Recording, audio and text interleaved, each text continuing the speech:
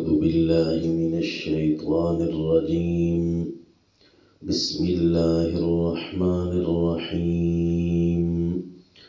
حاميم عين سين قاف كذلك يوحي إليك وإلى الذين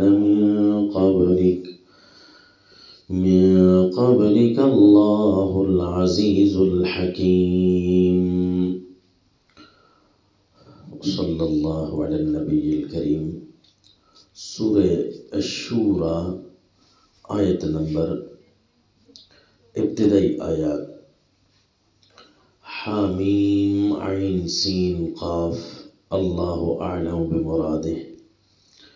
ان کا معنی اور صحیح مطلب اللہ کریم خود جانتے ہیں.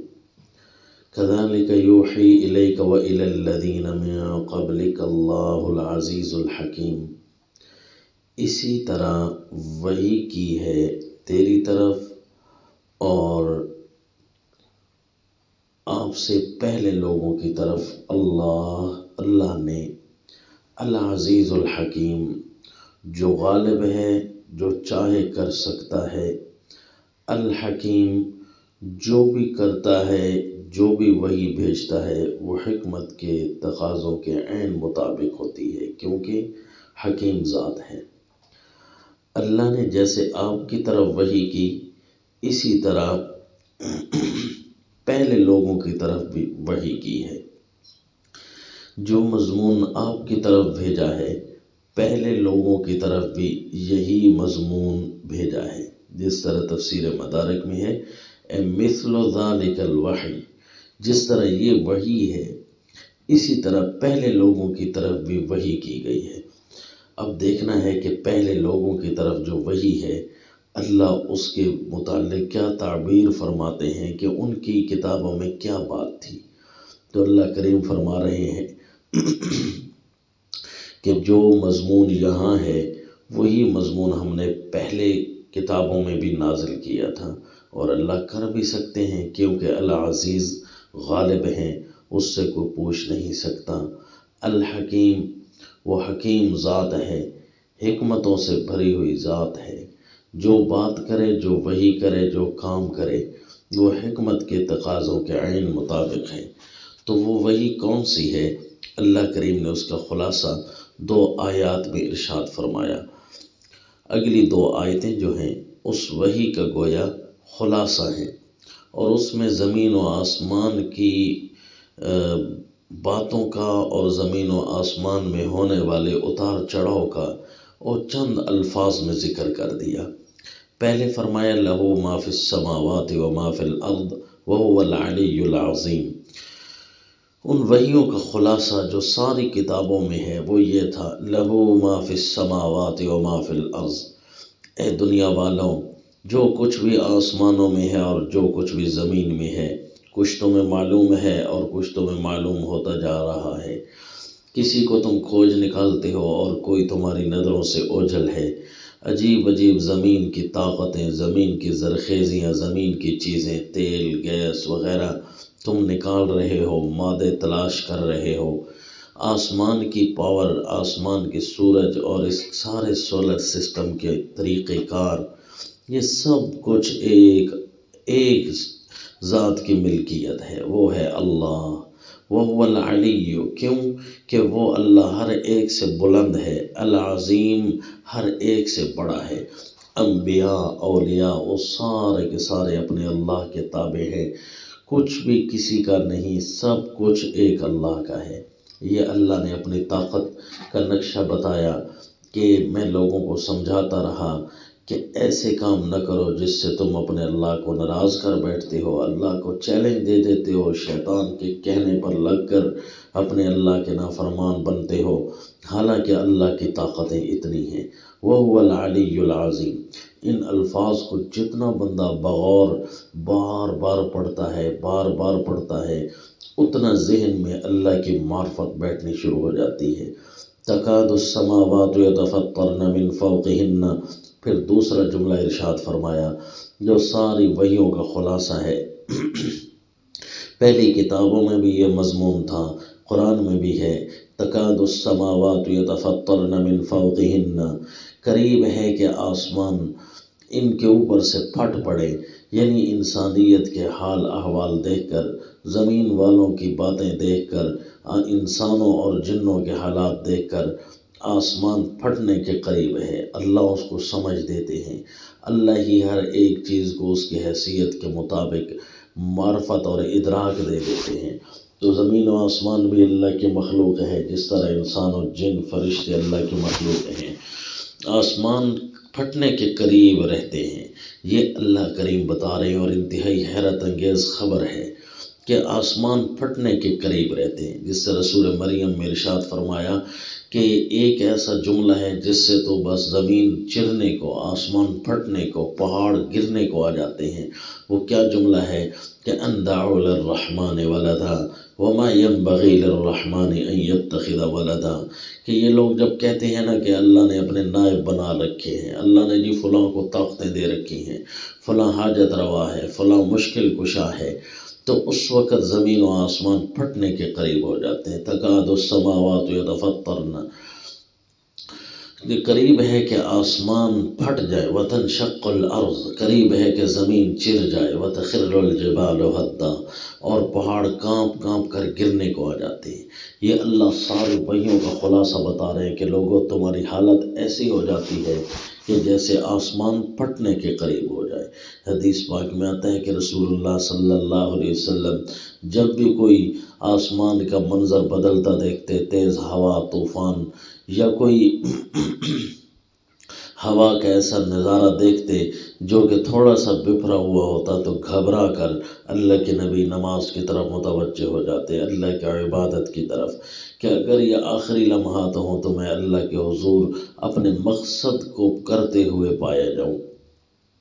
تو رسول اللہ صلی اللہ علیہ وسلم کی گھبراہٹ واقعی سچی تھی، کیونکہ قرآن میں ہے کہ ہمیشہ سے آسمان پھٹنے کے قریب رہتا ہے، بس ایک اللہ ہے جو اس کو تھامے ہوئے ہے اور اجازت نہیں دے رہا ہوتا۔ جس طرح کہ سورہ فاطر میں ہے ان اللہ یمسک السماوات والارض ان تزولا ولئن زالتا ان امسکہما من احد من بعدہ، آسمان جو ہے، زمین اپنی جگہ چھوڑ کر، آسمان اپنی جگہ چھوڑنے کے لیے اگر تیار ہو جائے تو پھر بتاؤ کون ہے جو ان کو تھامے ہوئے ہوتا ہے؟ ایک اللہ ہے جو ان کو تھام رہا ہے۔ تو یہ پچھلی وحیوں کی باتیں اللہ تعالی ہمیں سنا رہے ہیں اس قرآن میں بھی وحی کر کے، کہ ساروں کو یہی بتایا سمجھایا جا رہا تھا۔ اور پھر ایک اور بھی تیسرا جملہ بھی بتایا کہ والملائکۃ یسبحون بحمد ربہم، اور جو فرشتے ہیں وہ اپنے اللہ کی کبریائیاں اور پاکیاں بیان کر رہے ہیں، جس طرح سورہ صافات میں والصافات صفا، اسی طرح مختلف صورتوں میں ہے کہ یسبحون باللیل، صبح اور شام وہ اپنے اللہ کی پاکیاں بیان کر رہے ہیں۔ لا یستکبرون عن عبادتہ، وہ اللہ کی پکار اور عبادت سے ذرا بھی گھبراتے نہیں، تکبر نہیں کرتے، وہ صبح و شام اللہ کی عبادت میں لگے ہوئے ہیں۔ ایک مخلوق ایسی بھی ہے، اگر لوگ رکوع سجدہ چھوڑ رہے ہیں تو یہ نہ سمجھیں کہ اللہ کے ملک میں، اللہ کے ملک میں، اللہ کی حکومت میں کمی آ جائے گی، یا ہم قدغن لگا رہے ہیں، یا ہم نقصان دے رہے ہیں۔ نہیں، تم سے بڑی بڑی مخلوقیں فقط ایک اللہ کی عبادت میں صبح و شام مصروف ہیں۔ والملائکۃ یسبحون بحمد ربہم، یہ تیسرا جملہ پہلی وحیوں کا خلاصہ بتایا، اور چوتھا جملہ بھی انتہائی حیرت انگیز بتایا۔ یہ تو اللہ کو ہی پتا تھا نا، ہمیں تو نہیں پتا کہ آسمان و زمین کی اس گردش میں کیا ہو رہا ہے۔ تو اللہ کریم نے ایک چوتھا جملہ بھی بتایا کہ یستغفرون لمن فی الارض، پتہ ہے تمہیں یہ فرشتے زمین والوں کے لیے استغفار کر رہے ہوتے ہیں، یعنی آسمان کو پھٹنے کے قریب ہوتا دیکھ کر وہ ان رازوں سے شاید واقف ہوں گے، وہ زمین کی حالت کو بپھرتا ہوا دیکھ کر، پانیوں کو آپے سے باہر ہوتا دیکھ کر وہ یہ دیکھ رہے ہیں کہ واقعی کائنات انسانیت اپنے ساتھ بڑا ظلم کر رہی ہے، احکم الحاکمین کی قدر و معرفت ان کو نہیں ہے، اللہ کی عزت نہیں کر رہے، لگتا ہے ان کو نقصان ہونے والا ہے، تو پھر یہ توبہ اور استغفار زمین والوں کے لیے فرشتے کرنے لگ جاتے ہیں۔ وَيَسْتَغْفِرُونَ لِمَنْ فِي الْأَرْضِ، جس طرح سورہ المؤمن میں ہے فَاغْفِرْ لِلَّذِينَ تَابُوا وَاتَّبَعُوا سَبِيلَكَ، کہ فرشتے جب دعا کرتے ہیں، تسبیح کرتے ہیں، استغفار کرتے ہیں مومنوں کے لیے، تو پھر یوں کرتے ہیں اسپیشل کر کے کہ فَاغْفِرْ لِلَّذِينَ تَابُوا وَاتَّبَعُوا سَبِيلَكَ، اے اللہ ان کو معاف کر جو تیرے تابع دار ہیں، اے اللہ ان کی مغفرت فرما جو مومن ہیں۔ وَيَسْتَغْفِرُونَ لِلَّذِينَ آمَنُوا، مومنوں کے لیے اسپیشل استغفار کر رہے ہوتے ہیں، اے اللہ جو تیرے تابع دار ہیں، جو تیرے راستوں کے پیچھے چل رہے ہیں، جو تیرا نظام اپنائے ہوئے ہیں، اے اللہ ان کو معاف کر۔ صبح و شام فرشتے یہ دعا کر رہے ہوتے ہیں، اور اس صورت میں فرمایا کہ سارے زمین والوں کے لیے استغفار کرتے ہیں۔ یستغفرون لمن فی الارض، زمین والوں کے لیے استغفار کر رہے ہوتے ہیں، ان کے اوٹ پٹنگ احوال، ان کے عبادات میں کمی زیادتیاں، ان کے طور اطوار میں انتہائی نقصان، ان کے اخلاق و ایمان میں کمزوریاں، عجیب عجیب بندوں کی حالتیں ہوتی ہیں۔ کفر انسانیت کا سب سے بڑا جو گناہ ہے وہ شرک اور کفر ہے، اور پھر مومنوں میں سب سے بڑا جو گناہ ہے وہ بد اخلاقی کا ہے، کیونکہ سب سے افضل ایمان والا وہ ہے جس کے اخلاق سب سے اچھے ہوں۔ اس لیے صبح و شام اپنے اخلاق کے لیے بھی اسپیشل کر کے دعا مانگے، ربنا آتنا من لدنک رحمہ وہیئ لنا من امرنا رشدا، یہ بھی ایک اسپیشل دعا ہے۔ اسی طرح ربنا اتمم لنا نورنا واغفر لنا انک علی کل شیء قدیر، یہ بھی مانگے، کیونکہ ہماری مومنوں کی کمی دیکھ کر یا کفار روئے زمین کی کمی دیکھ کر فرشتے توبہ استغفار میں مصروف ہو جاتے ہیں، اے اللہ ان کی مدد کر، کیونکہ جو کافر زندہ ہوں ان کے لیے ہدایت کی تو دعا مانگ سکتے ہیں، جس طرح سیدنا ابراہیم علیہ الصلوۃ والتسلیم اپنے والد کے لیے دعا مانگتے تھے، واغفر لأبی انہ کان من الضالین، اے اللہ میرا باپ جو اس وقت ہے موجود اس کو ہدایت دے۔ وہ زندگی میں دعا مانگتے رہے، اے اللہ اس کو معاف کر، اس کو ہدایت دے، دعا مانگتے رہے، لیکن باپ خود تھا کہ ہدایت کو ٹھکرا دیتا تھا۔ جب فوت ہو گئے، اس کا باپ چلے گئے، تو پھر سیدنا ابراہیم علیہ السلام نے دعا کرنی چھوڑ دی، کیونکہ اللہ نے منع کیا ہوا ہے، تبرأ من، پھر اللہ کے نبی اس سے برات کا اعلان کر گئے۔ فرشتے بہرحال دعا کر رہے ہوتے ہیں، تو مومنوں کو چاہیے کہ اپنی کمی دیکھ کر فوراً اپنی طرف متوجہ ہوئیں۔ مومنوں کی سب سے بڑی کمی اخلاق کی ہوتی ہے، اور باقیوں کی سب سے بڑی کمی ایمان کی ہوتی ہے۔ فَيَسْتَغْفِرُونَ لِمَنْ فِي الْأَرْضِ، فرشتے زمین والوں کے لیے دعا کر رہے ہوتے ہیں۔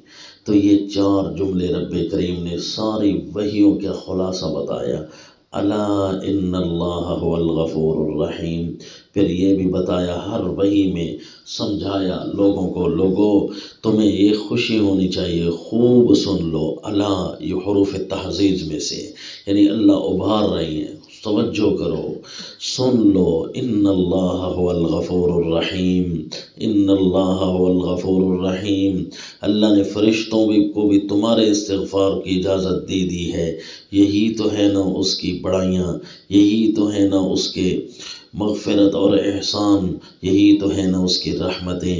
ان اللہ هو الغفور الرحیم، اللہ معاف کرنے والا ہے، کوئی معافیاں مانگے تو صحیح۔